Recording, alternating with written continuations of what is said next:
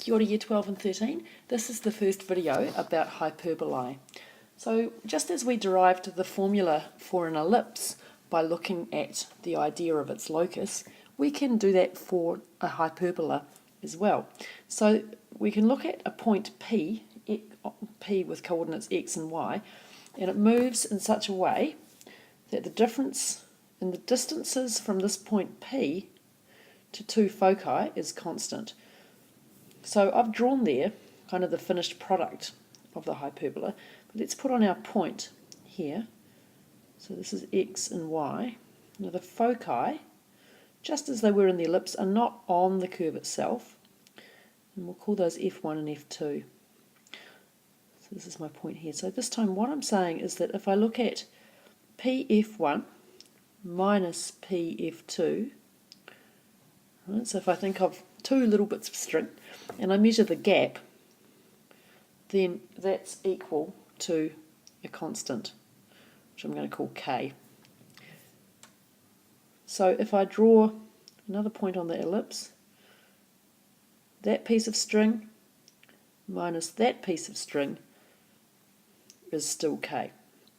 Up here, both pieces of string are longer, but the difference is constant. Okay, working the other way around, from this side to this side, I'll change colour pen, from this point up to here, and down to here, this gap is constant with the other bit of string being longer.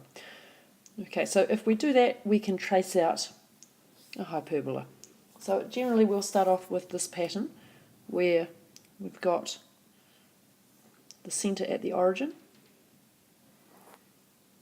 and our hyperbola is going to look like this. So the standard form of a hyperbola is very close to the standard form for an ellipse, except it's got a minus sign in it. Right, so I'm not going to derive this for a general or a specific case, but if you're interested you should have a look in the appendix to Delta, because it's done well there. I've also done a YouTube video with the proof for the case of an ellipse, and it's very similar for the hyperbola proof. So if you are thinking about doing scholarship, you probably want to go and have a look at that video now.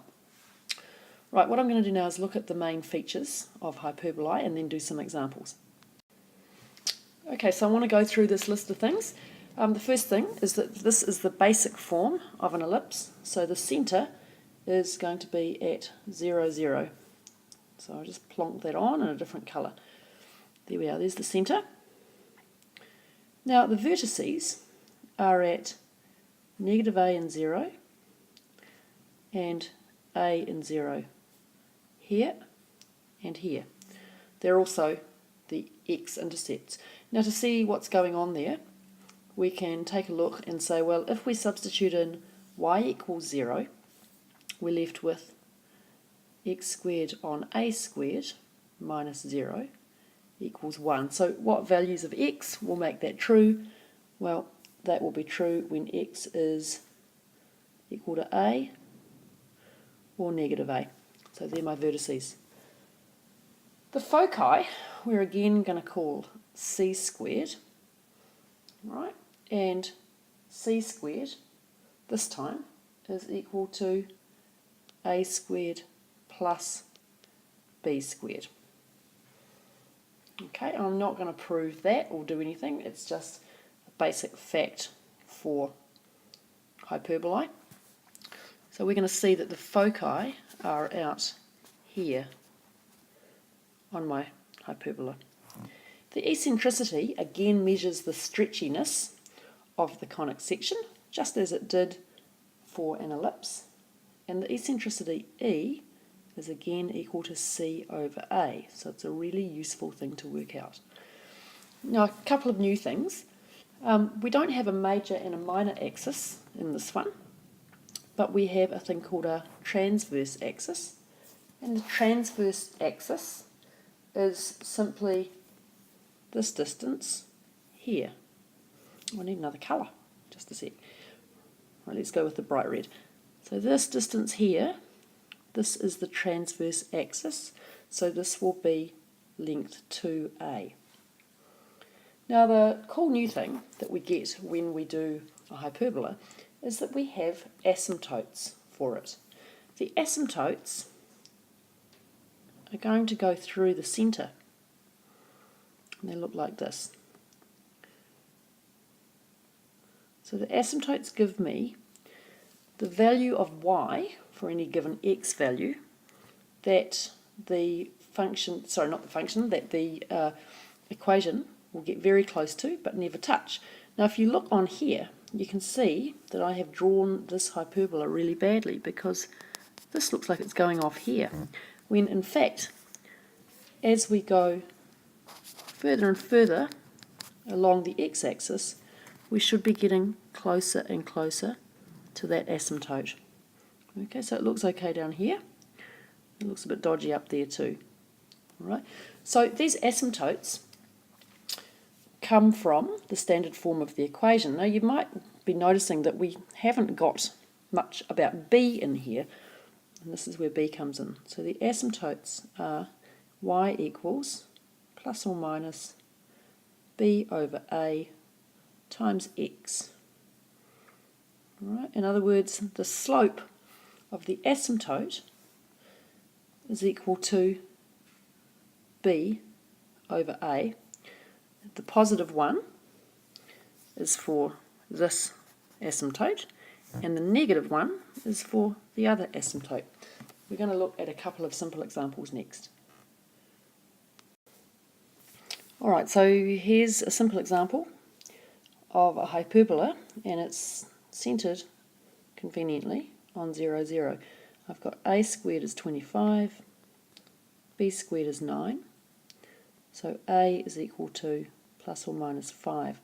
It tells me that my vertices are here and here.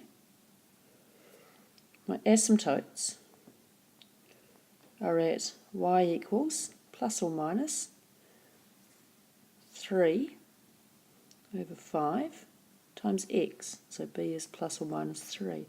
So I can draw those in now. And there's the first one, and there's the second one. So that point there is going to be at 3. So let's keep going down here. So my asymptote's going to, my hyperbola is going to look like this. Right, now let's have a look at why there's nothing for x values that are greater than negative 5. So why is there nothing in here? What's going on to give me this shape? Well, let's look at what happens if, for example, I put in x of 0. So I get 0 minus y squared on 9 is equal to 1. So I would need this to equal positive 1, but it can't because y squared is always positive. So negative y squared is always negative, so there's no solutions in there. You can play around with that a little bit, and we'll do that in class too. Let's have a look at the next thing. So we need to get the focus, the foci, so c squared is equal to a squared plus b squared for this one. So that's equal to 34. So my foci are at, really running out of room here, foci are at plus or minus root 34 and 0. So that's close to 6. So we can pop in the foci here. The length of the transverse axis here is 10. So 2a is equal to 10. And I've got the vertices and I've got the asymptotes. The only other thing that's worth describing is the eccentricity. Okay, and the eccentricity is the stretchiness measure. That means a new colour. The eccentricity is going to be E equals C over A, which is equal to the square root of 34 over 5. So you can see that will be just a little bit over 1. You can get a number for that on your graphics calculator, but I'm not going to. Okay, so I'm not going to do any more examples in this video because I think it's plenty long enough already, but the next thing you should try is one of the ones in New Lake where the centre is not at 0, 0. So just proceed as you have for the standard form and then just look at translating everything by the shift in the X and the shift in the Y. Okay, I'll try and do another video on those tomorrow. Thank you for watching.